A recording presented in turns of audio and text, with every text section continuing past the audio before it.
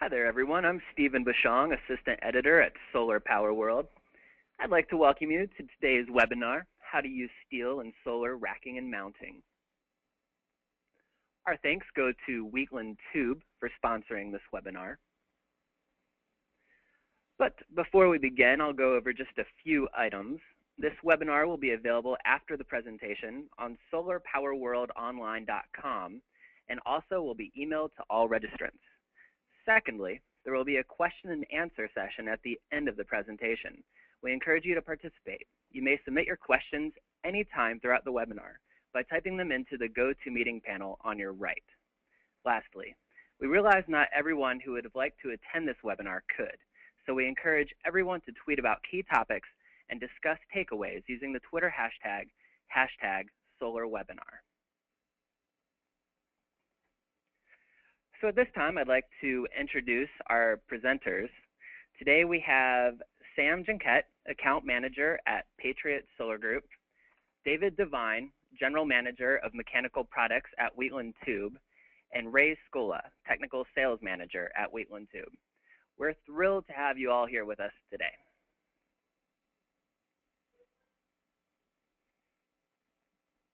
David and Ray will be our first presenters presenting together. Here's a little bit about each of them.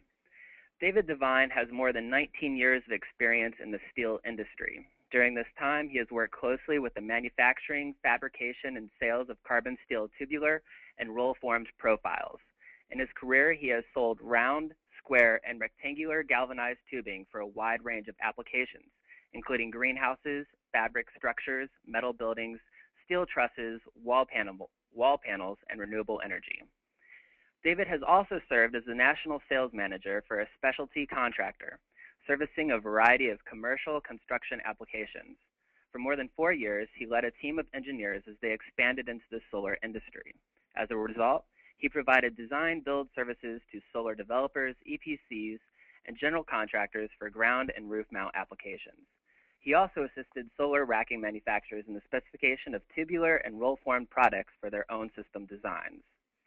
Ray Scola has over 30 years of experience in flat-rolled steel production, light-gauge steel fabrication, roll forming, metallic and organic coatings, tubing manufacture and secondary fabrication, and assembly operations, as well as market development in coated steel, steel products, and organic coatings markets.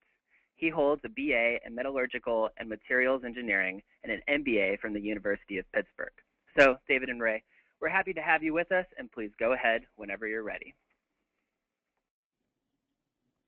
Well, thank you for joining us in this webinar. Initially, we're going to present a general overview.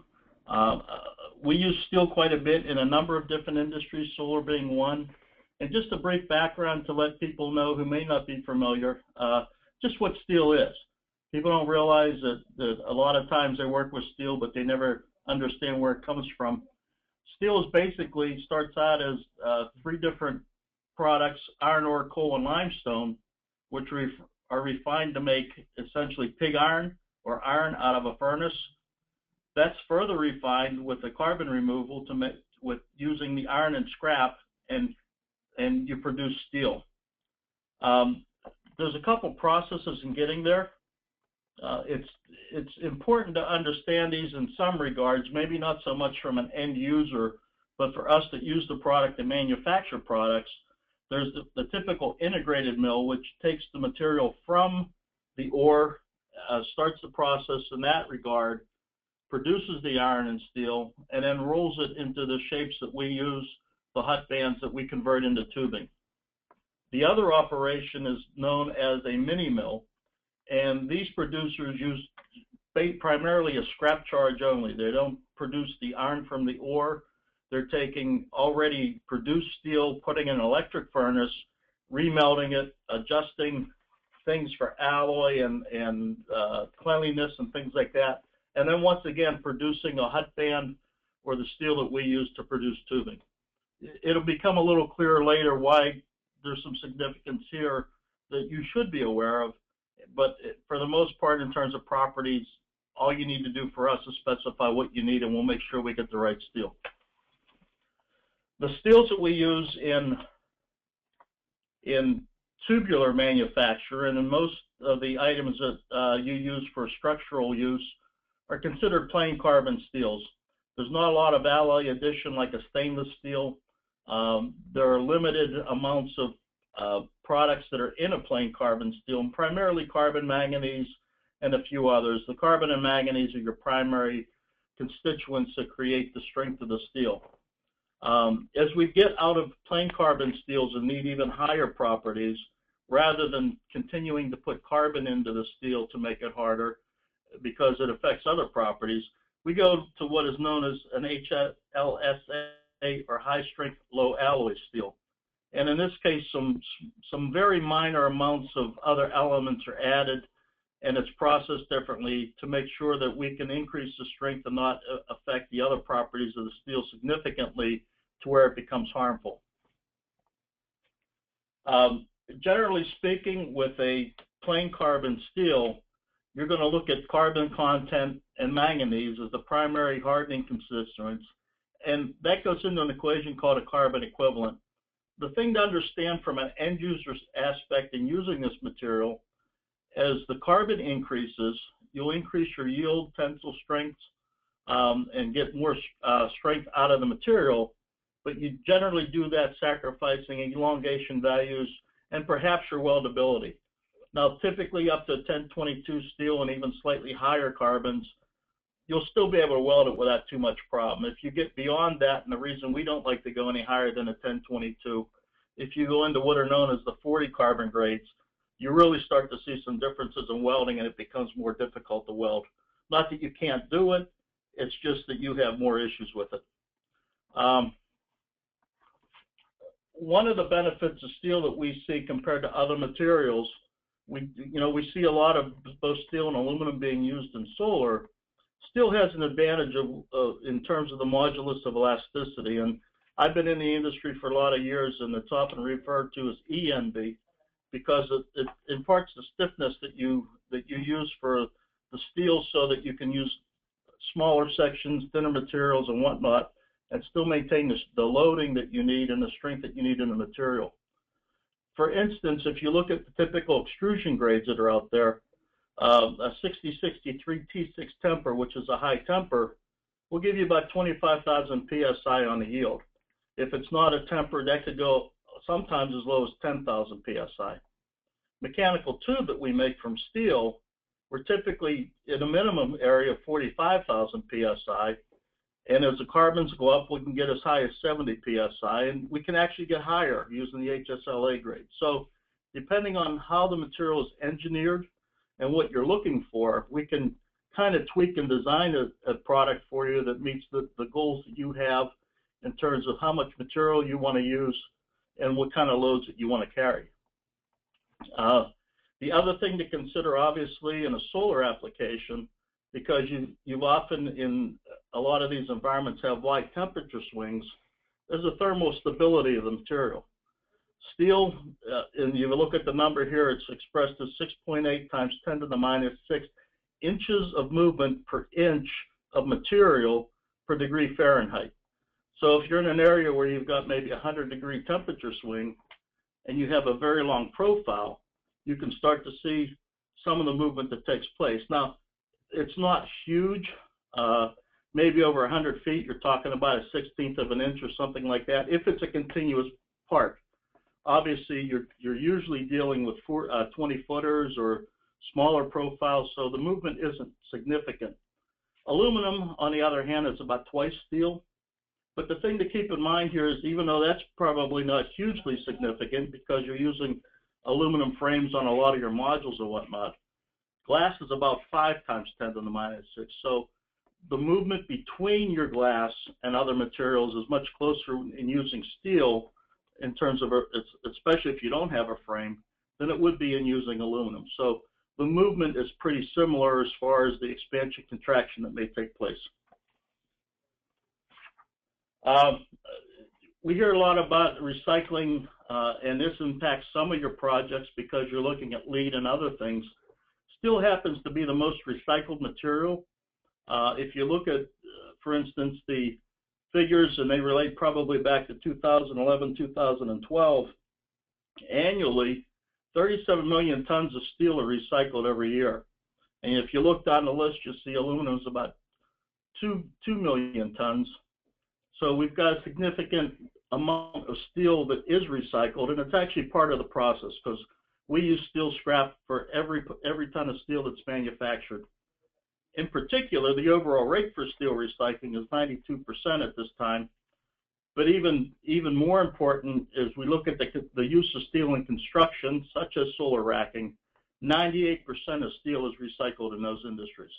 So we've got a pretty good track record as far as use and reuse of the material once it's out there.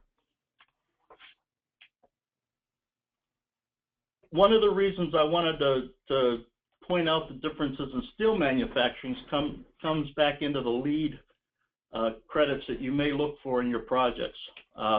First, you have construction waste material. And again, as I just noted, steel is fully recyclable. That gives you some LEED credit. There's recycled content in steel. The differences, as I show here, is that in the mini mill or electric furnace, the recycled contents are much higher. Now, even in the integrated process, the recycled contents are still well above what you need in order to get the points. We point this out just to show a difference, and usually we use a blended number. We can't exactly say at any point in time how much steel we're running from an integrated mill versus a mini mill, because it depends on the products that we're manufacturing. But you could use an average of those two for your LEED if you want, or if you want to be conservative, just use the lower number from the integrated or BOP or BOF type process. There's also the potential in using steel of getting credit on regional materials. Companies like Wheatland and others have plants throughout the United States, so depending on where your project is, we may very well be able to get you a regional credit on the LEED workup as well. One of the advantages to using steel over other materials, as many of the people associated with the industry understand, it's a well-documented, well-understood product. About every shape and size you have out there, properties are available. People know how to work with it. The organizations such as AISC, ASCE, AISI all have manuals for using steel. Important along that line is not only do the engineers that design and work with material understand steel, but in most cases the code officials that you're working with understand it as well. If you go to create a profile in a custom shape in another product, some of the basic design criteria that you have to learn it first, you have to understand it, you can work with it. Sometimes some of those design impacts that you're looking at aren't that easy to calculate. Some of the more complex shapes that you may want to custom profile. So leaks are usually pretty easy to work with and well understood. One of the items that comes up quite often in the industry is the issue of dissimilar metals. You have modules with aluminum frames or aluminum hardware that are mounted to the framing and racking. Usually when using steel, the framing and racking is a galvanized material. Both of these materials are very close in the galvanic series. Typically, whether it's the Aluminum Design Manual, NEMA, or any other organization, they will tell you that there are very low issues or almost no issues associated with putting galvanized products with aluminum. Some of the other things to consider, aluminum typically has an oxide coating on it, which forms a bit of a barrier. The inline galvanized process that we use, we actually apply a clear organic layer, which also has some insulative value in that. But the biggest thing to remember is you do not get reaction from dissimilar metals unless there's an electrolyte present. So, you know, in normal atmosphere, you may get some condensation, some other things. Pure water is not a very good electrolyte. So just to consider the life of the product, typically you don't have electrolyte present all the time. So those reactions often don't even have the short periods of time throughout the day. And the other thing to keep in mind and be aware of as I boxed in here is copper. And the other thing on the chart is graphite. And I learned this the other day in another webinar that I hadn't thought about. Oftentimes when you're working with these materials in the field and laying out things, your workers are using pencil, which is graphite. And graphite is very far away from aluminum and galvanized steel. Even though it's minor, it can have an impact on corrosion. Copper runoff is the other one you want to be very well aware of when you're placing ground wires and other things. When you put those in place, you want to make sure that any water or moisture that drips off of those isn't impacting the galvanized steel structure or your aluminum frames, because it'll in time cut through just like a knife and cause severe corrosion due to the runoff and the ions in the product. From that, we'll get in a little bit more to the inline galvanized product itself and turn it over to Dave. Okay. Hello, everyone. Welcome. I just want to take a moment right now to talk more about the inline galvanized mechanical tube itself. Inline galvanized mechanical tubing is a process that applies the protection to the steel tube at the time of manufacturing. To explain, after the tube is formed and welded, a uniform coating of high-grade zinc, basically 99.99% pure, is applied to the OD surface of the tube. This coating is then followed by a conversion coating to help retard the white rust. And then a final third organic coat is applied to the surface, which helps further preserve the zinc itself. This coating as well serves as a great primer for those that may have an interest in liquid painting or powder coating, and also serves well as a barrier of protection. Together, these coatings provide a synergistic effect that outlasts any of the coating's individual performances. What's unique is high yield strength of the tubing, providing for more lightweight yet stronger designs in the solar industry.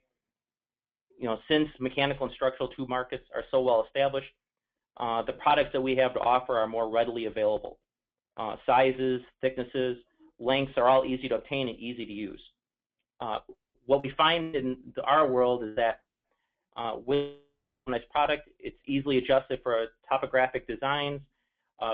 In our case specifically, we are not operating in a world of standard 10-foot lengths off the mill or 20-foot lengths. We could provide custom lengths to the designers, the EPC, and so forth, as well as wall thicknesses to help compensate for uneven ground or other challenges that they may have at the job site itself. Generally speaking, inline galvanized tube, it's lighter weight compared to structural or formed shapes. Tubular members do offer the greatest strength to weight ratios out there. And finally, when really looking at tubing or steel compared to aluminum, larger and or more members are typically required in aluminum to support the same load. As Ray was talking about the ENV thing, the main point being is that generally speaking with steel tubing, you could reduce the amount of parts that you have in your design, which in return could also affect your labor and your installation time, which could ultimately save you money.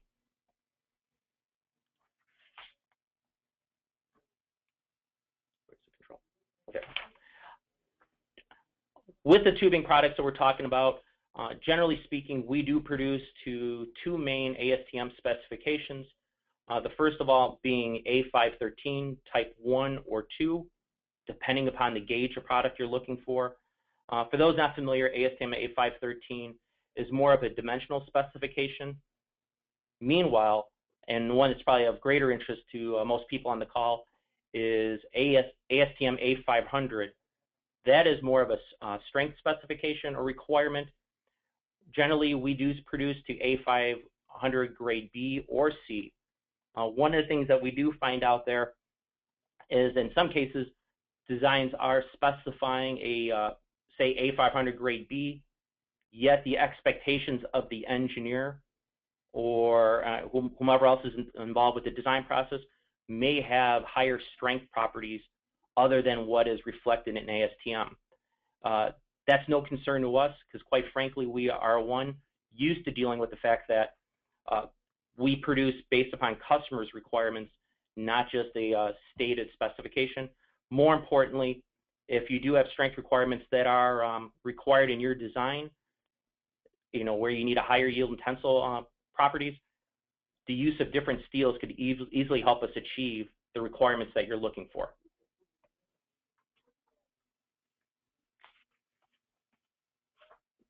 Next, I want to talk about some of the sizes, the ranges of product. When we talk about mechanical tube, truth be told, people get a little confused when they hear mechanical. They don't really understand the application. And the best way we always explain mechanical tube is it's every imaginable application that you could use steel tubing other than the industries that are very identifiable, such as electrical, sprinkler, fence, and so forth. In our production process, we do offer a wide range of products that are out there, and these are standards not just for us, but in general within the marketplace. Offering rounds anywhere from a 7/06" outside diameter all the way up to a 5". Squares could be ranging anywhere from a 5/8 all the way up to a 4" square. We also produce rectangles. Rectangles could be easily found in the range of a 3/4 by 1.5" and going all the way up to a 2" by 6". Furthermore, wall thickness standpoint, production, generally speaking, I would look at our range being an 0.35 nominal wall thickness, which equates to a 20 gauge, and going up to a 0.220 nominal wall, which is 5 gauge. As I mentioned earlier, the other unique offering with the tubing itself is that in many cases, you could actually produce this product directly off the mill, so you're not limited by a specific length. Furthermore, from a design standpoint in the solar industry, due to the availability and range of products, you could essentially mix and match different shapes, sizes to optimize your designs themselves.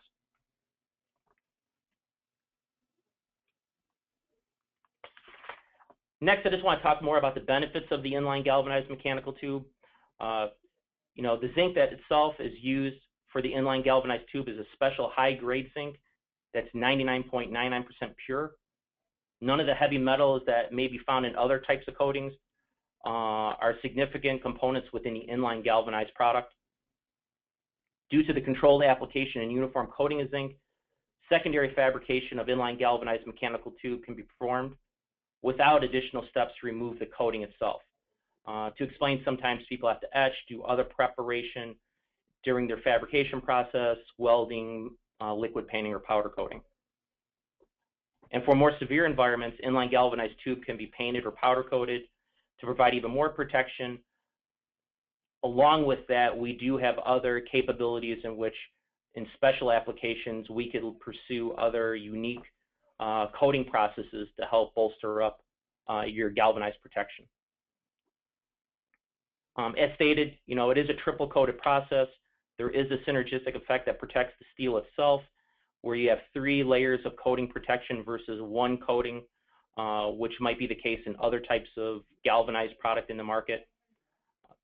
Secondary fabrication, there's many options, and many of which I'll talk about later in the presentation, that will help give you a better understanding of the different applications that the product can go through. One of the unique things to keep in mind is you could actually minimize your transportation costs because we are offering a galvanized coating in-line, in-house. You don't have to be subjected necessarily to have to send it off to a third party. And based upon where you're located or where the material is coming from, could add significantly to your overall cost for the project. And in our particular case, I will say that we are 100% made and melted in the USA, where all steel is originating from the US, and both qualifying for any of the government requirements that we may run into out there.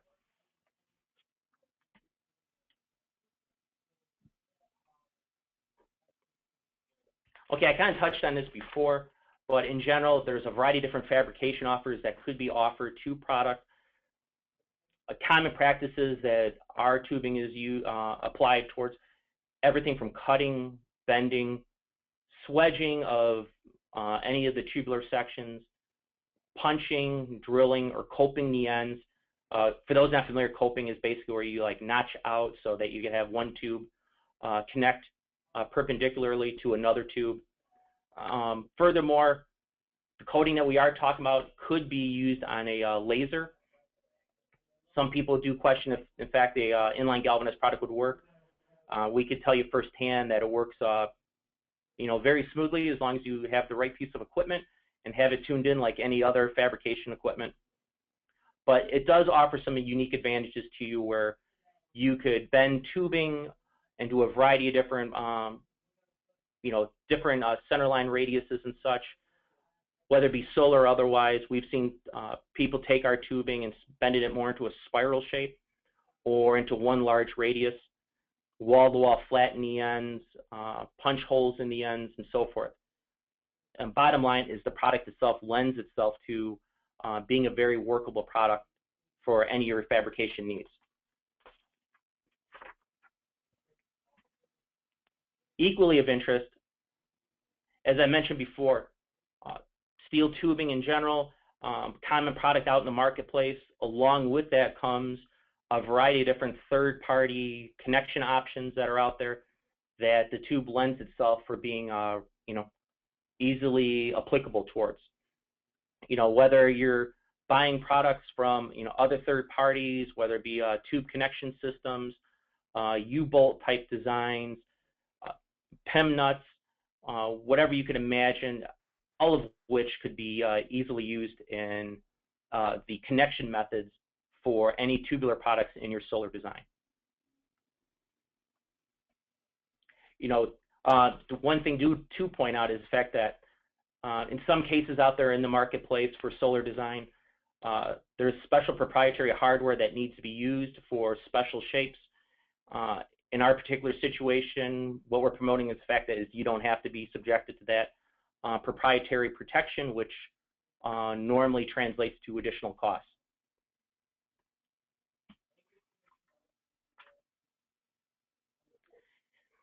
Next, installation methods.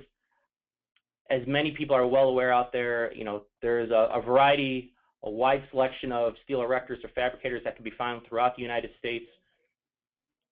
We've seen products being used in the solar industry using mechanical product that either has been field or stick built, or as it seems like there is just a fundamental shift in the industry where there's more prefabrication occurring in a factory. That prefabrication could just be simple items such as, like I pointed out before, the PEM nut, connecting methods that way where you're using mechanical fastening, or in other applications we've seen products that have been welded in a shop where you have greater tolerances, greater quality control, and then that product in a semi-assembled fashion is then shipped out into the field where they may do final assembly, which would require more of the mechanical fastening and connecting. So it does give you a variety of different options. You're not pigeonholed into a specific type of installation process.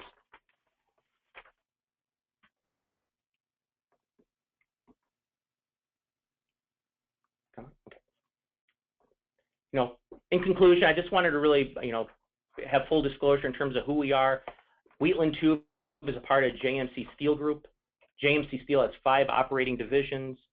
We have 19 manufacturing facilities throughout North America, converting approximately 2.5 million tons of steel into pipe and tube annually.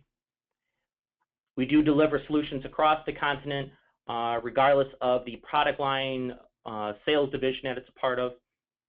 And another thing that the map doesn't necessarily show, but is definitely of interest, is besides the 19 manufacturing facilities, we do have warehouses spread out throughout the U.S.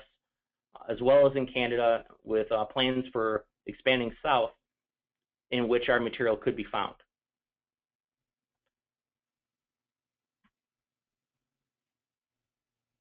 As I had mentioned before, there are five sales divisions, Wheatland Tube being one of them, Atlas Tube, Energex Tube, Sharon Tube, and Pacoima. To kind of give you a better understanding of the portfolio of products, Atlas Tube is a structural tube manufacturer as well as a manufacturer of pilings.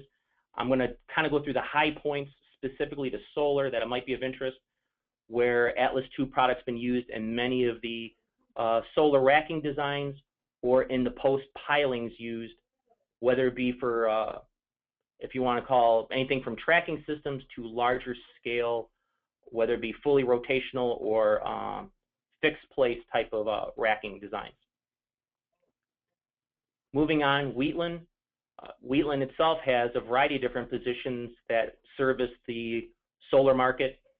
Obviously, electrical conduit, running EMT, IMC, rigid conduit, along with the fence product group, which I'm also associated with.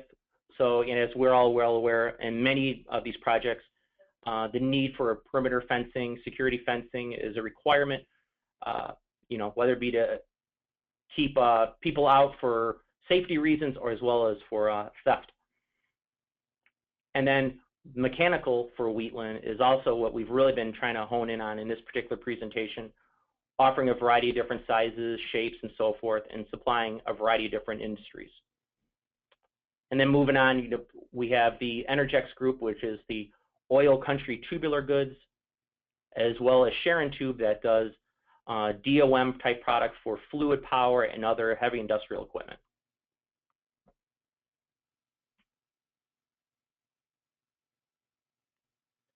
And that really concludes our presentation, our portion of it.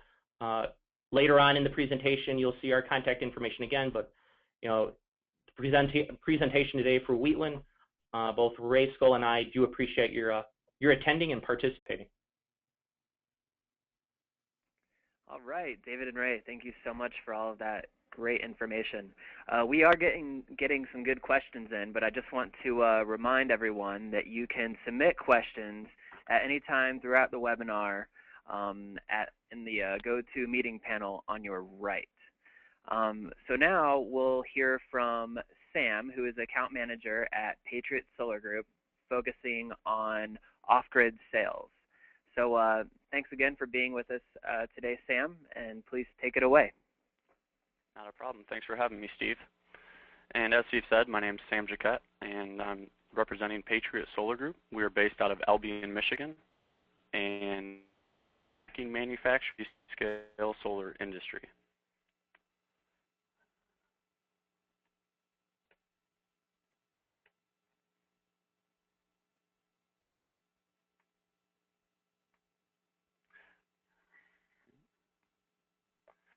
So throughout this presentation, I'm going to cover a few points. That you can see on the looking at here is a 3.4 megawatt solar array system that used all racking.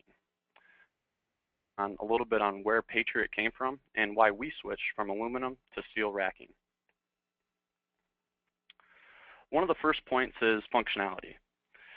As we all know on solar projects, you're never going to get your perfect soils, flat terrain, perfect weather, a standard off-the-shelf module, and string sizes.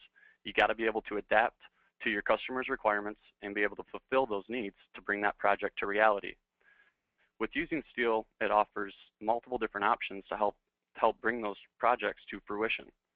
As you can see in the pictures, there's a couple different options of our posts going into the grounds that allow for different wind loads, panel configuration, and different sizes of wire management. The steel is able to adapt to these specific requirements that we need to, so we can change on the go and help meet those needs. The second point why we use steel in our racking is the durability. As Wheatland Tube reiterated, was the ASTM standards, A500, the galvanization, and the bankability of the product and the components that go into the steel racking. The foundation and the racking is the foundation of every solar project. When customers or multiple parties are committing to 25-year PPAs, it's important to know that that racking structure is going to hold and withstand throughout that entire 25-year PPA period, so that all parties can gain their return on investment over the years. When we switch to galvanized steel rails for our racking solutions, we were able to actually span a further gap due to the strength of the steel, which allowed to bring a lower price per watt of our racking, which we were able to pass on to our end customer, and also meet higher wind load ratings. Next thing is availability. Solar projects happen everywhere, domestically inside the United States and on an international level, East Coast, West Coast, Midwest, Caribbeans. And what's nice about using steel in our racking is we're able to work with suppliers from all over the world to help meet those needs and to make sure our product is available when the products are ready to go, when the projects are ready to go, excuse me. Most of our lead times on our steel is 2 to 4 weeks, and a lot of the products that we use within our steel components are very similar to other off-the-shelf components in other industries, which allows us to meet those demanding deadlines for solar projects.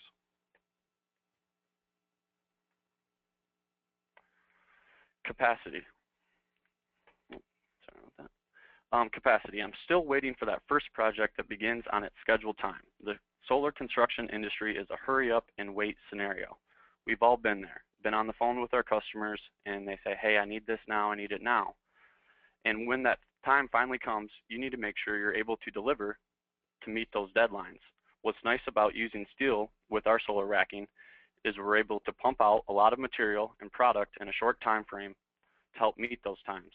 We have coils sitting and waiting at our steel mills ready to go to help push that product out in a timely fashion and meet those demanding needs in the solar industry. The next point is cost. What we experienced before when we were using aluminum, that it was cheaper tooling up front, but the piece price over time was more expensive. Once we made that switch into steel, it was a higher upfront cost, but over time, the piece price of our solar racking solutions became a lot more competitive because we were able to lower our costs by switching to steel. And we also received other benefits when we switched to steel, such as integrated wire management.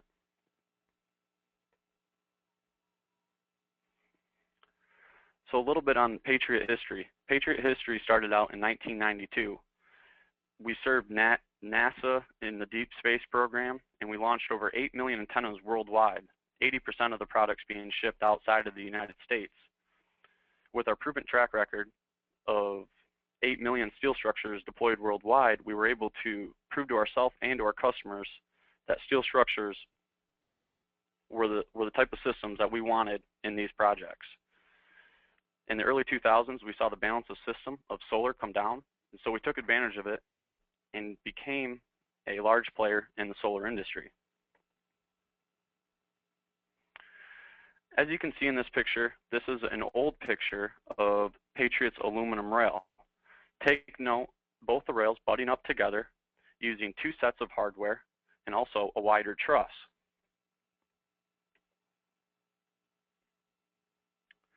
This next picture is showing the outside of our old aluminum structure. You can see the carriage bolts up on top, and what was complicated with that system was that you had to try to get your fingers in between the frame of the panels to get the nut on top of the carriage bolt. With using this aluminum rail, it not only increased labor time from an install standpoint, but also when you had to slide the panels on from the end,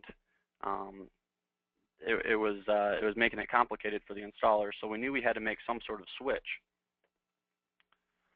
When we did switch from the aluminum rail to the steel rail, we found many benefits.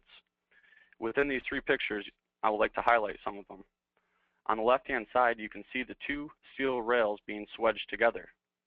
This allows for a quick installation and minimizes products needed to go into the overall system.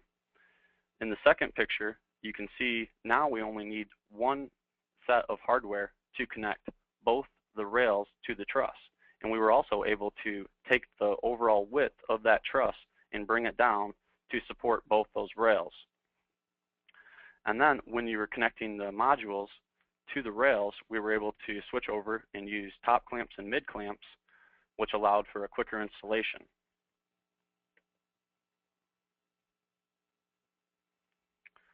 So overall, why Patriot Solar Group switched from aluminum to steel was what we talked about was functionality, the durability, availability, capacity, and cost. These were all some of the reasons that we switched over. In this picture, you can see the 3 megawatt ground mount field that we did at Rockford, Illinois. This was all a steel structure. And it's been a good switch. We will plan on continuing to use steel in all of our structures. And we appreciate everyone's time on this webinar. If you have any direct questions for Patriot Solar Group, Please feel free to contact us with any questions. You can find us online at Patriot Solar Group. And we appreciate Solar Power World and Wheatland Tube for being part of this. Thank you very much. And thank you. That was Sam Genket with Patriot Solar Group. And now I'm sure after all of that great information, the audience has some questions. I know we've compiled a few already. Remember, you can submit additional questions at the GoToMeeting panel on your right. So we'll just go ahead and start these questions. I believe that this one is for Wheatland. Can you recommend a procedure for field galvanizing and the repair of scrapes, chips, and abrasions? Yeah, there is an ASTM procedure out there. I believe it's ASTM A787 that basically uses a cold galvanizing compound. So if you weld in the field, if you scrape, if you chip, you can lay on coatings of cold galvanizing compound. Now, a lot of people just hit it once or twice. If you're going to do it properly and follow a procedure, you really want to do a little bit of a film build on that to about 3 mils, I believe it is, according to the spec, which means you're going to spray it several times. So what you're trying to do is replace the coating that has been removed with a layer of zinc that's in an atomized form. ZRC, other Rust-Oleum and others, also cold galvanizing compound.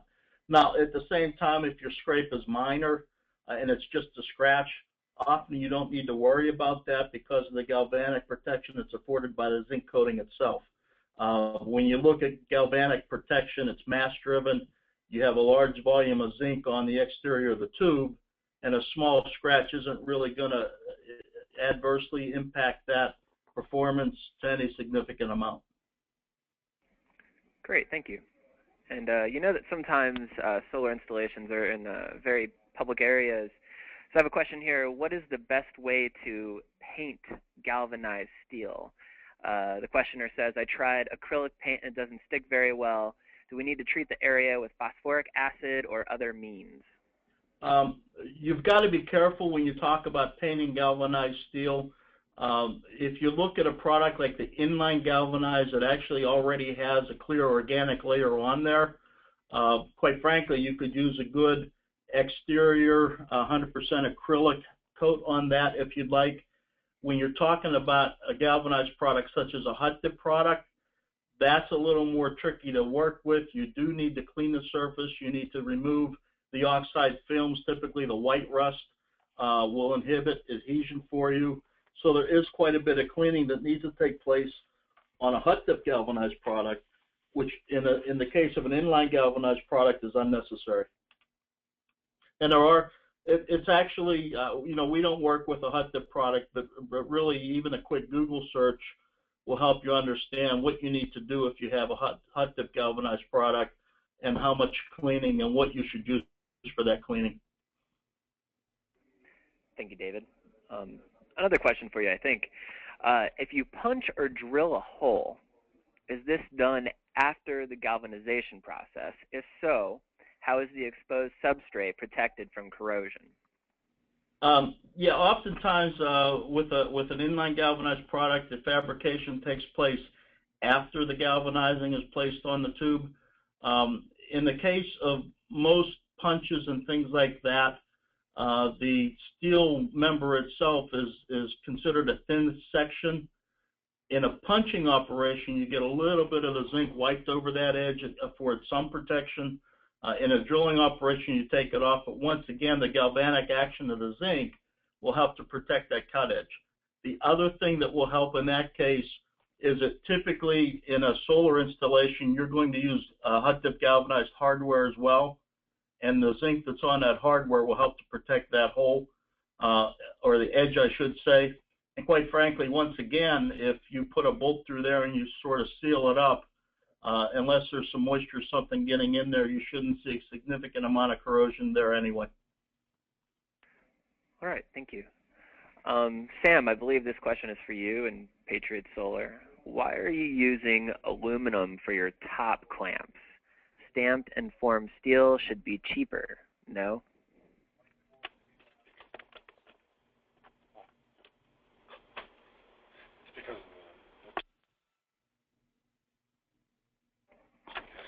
We use aluminum as our top clamps and mid clamps because of the price.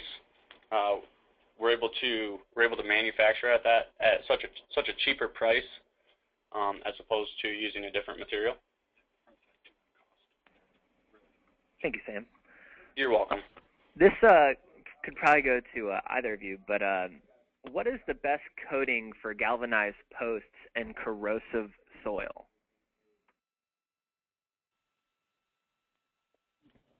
I'm not sure when corrosive soil is anything that's best.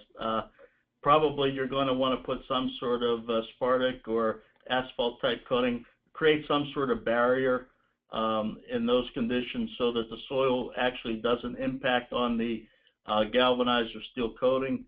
The other thing that probably you may want to do is, if you're going to drill a hole, maybe substitute some other type of soil fill that is less corrosive. And remember also that it's only corroding when there's oxygen. So, I mean, you see utility poles that are bare steel put in the ground. The only thing you need to protect is the top few inches at the ground level, because if it's driven in there, you have a absence of oxygen that causes the corrosion anyway. Great. Thank you. One more question. Do you sell... I don't know if Patriot wants to add in on that yeah, or not. Patriot, please. No, we agree with you guys. That's good. Wheatland, do you sell Strut steel? You mean roll form? Strut. Well, the question says Strut steel. Okay. I believe I know from my knowledge of the industry what they're referring to. No, we do not. If they're looking for a roll form, I would say we would point them in different directions, people that we've dealt with in the past. But we do not, in fact, manufacture any strut. Thank you. And I have somebody who just wrote in that mid clamps can be more cost effectively stamped from steel. Does anyone have a comment on that? Yes. I would probably. Oh, go ahead. Go ahead. Typically with our top clamps, the way we do it, and the big reason we use aluminum, the tooling is so inexpensive for aluminum, and whenever you change the shape, the size, whatever, you have to change that tooling. If you do that out of steel, you've got a very, very long return on investment for a steel stamping, and anytime you change it, you've got to change the die, which is it's cost prohibitive for us in our situation. We'd rather throw away a $3,000 aluminum tool and recreate that tool for a 50-cent part versus having a $50,000 steel stamping tool. Over time, yes, steel could be less expensive, but when you're talking about something that costs anywhere from 10 to 50 cents, for us it just makes sense with the aluminum. I would also add, I haven't been involved in stampings and whatnot. Remember, when you're dealing typically with the steel stamping, you're not moving metal around and you're dealing with a uniform thickness. And because of that, you would typically have, you can build features in to stiffen up, but you will have some spring back issues and some movement unless you start to get somewhat thicker in the steel. Whereas in this case, aluminum probably has an advantage that you can build in thickness where you need it to maintain the stiffness and maintain your tolerances. And obviously, you want to maintain grip on that frame, or in the case of a frameless panel, you have clearances with a rubber gasket you're trying to deal with. And realistically, in this case, the aluminum is probably a better actor in that regard. All right, thank you. I would like to say thank you to Tom for reminding me about his question. He asks, do you have a complete design solution for residential wood roofs, including rafter attachments? And I think that is for Patriot. No, we do not do any sloped roofs. All right, thank you. You're welcome. One more question. Which ASTM alloy is best for the use for cold rolled steel for beam rails? I believe that's what it says. Which ASTM alloy is best for the use for cold rolled steel for beam rails? That is probably a very difficult question to answer. Really what we're looking to see is what are your design criteria, what are the strengths that you're looking for, bending and flexural issues and along those regards. That's not necessarily a question you can easily answer without understanding the things like deflection and along those lines of what you're really looking for. We probably would allow Patriot to talk a little bit about their use of beams in their designs as well.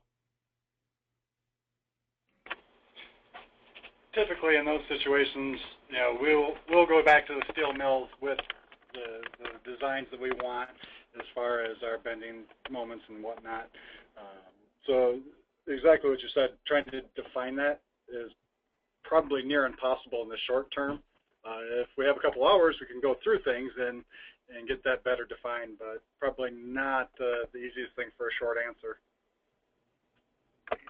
Great, and we do have contact information for everyone there in that final slide that you're seeing now, so you could follow up with the speakers later if you would like. Another question for Patriot. Do you have any interface between aluminum solar module frames and galvanized rails? We've used weave clips in the past that are stainless steel, and we've also, you know, for grounding issues, but we've had a lot of customers who have put the frames straight to the rails, and we use a pre-galvanized steel. We haven't seen any galvanic corrosion, you know, over the past 3-4 years with those. So there hasn't been a large need for something in between, but if you are looking for like a grounding type clip, we do have one of those that's a stainless steel in between. Thank you. Question for Ray and David. Could you produce tube sections that fall outside of the defined ASTM A500 specifications? The short answer, if you're looking for a strength requirement that deviates from what A500 grade A, B, or C states, then the answer would be yes. We would have to know your specific design requirements and what you're looking for specifically, and then from there we would, internally, we would take a look at it with our group, determine the best steel that we could offer, make sure that it could be formed, coated properly, and ultimately provide that to you. You know, it's one of those questions that, yes, we could do it. We have to review each situation independently, and volume will dictate what we do. Understood. Thank you for that information. Pretty important question here. The coaster on the Atlas tube picture, slide 26, looks like the top field dragster at Cedar Point. Person wants to know if he's right. I'd say very good chance. Atlas is the biggest manufacturer of structural tube in North America. I would say whether it be at Cedar Point or anywhere else, there's a good chance that it's Atlas's tubing that's being used in that application.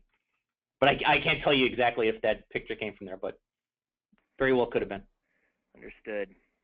Another question for you. With inline galvanized tubing, is there any concern with ID rusting? What experience in the field supports your position? Typically, the ID coating is like a cold galvanized compound, similar to ZRC that is used in the bridge to Canada and other places. It will corrode quicker than the OD coating because we have a bigger film build of zinc, but typically the ID doesn't see the weather extremes that you would see on the OD of the tube. The other thing that we have done and look at, and people who have build racking have done in order to close that off a little bit, and more primarily to keep insects and birds and other creatures out of there, is there are either plastic with high carbon contents to resist UV, or even metal end caps that you can put on some of those tubular products. And once again, those are readily available. We don't see a lot of issue with it. sometimes you may see just a slight line of very light corrosion along the weld seam, but it doesn't lead to extensive corrosion in our applications. Now, the caveat to that being, naturally, if you're going to put this thing on the coast somewhere close to salt water, then you might want to look at some other things. But if there is a concern, there are end cap solutions readily available. And another thing to keep in mind is, in terms of the product itself and the variety of different applications been used for, I know this is outside the solar element, but if you go to your see irrigation equipment, greenhouses, whether on big box stores or independent nurseries, other farmstead equipment and so forth, you know, going out there into the marketplace, there's a very good chance you're going to see inline galvanized product being used in that application. So again, you know, the concerns about corrosion, the product itself has been used for many years in a variety of different corrosive environments, including that of a greenhouse where it's more like a large humidity chamber. And one of the reasons we choose to coat the way we do is we perform a coating after the weld, so that in some products that use, for instance, pre-galvanized product, that internal weld has no coating on it whatsoever. We ensure that we have 100% coverage over any bare material, so that we really limit any effects that may take place.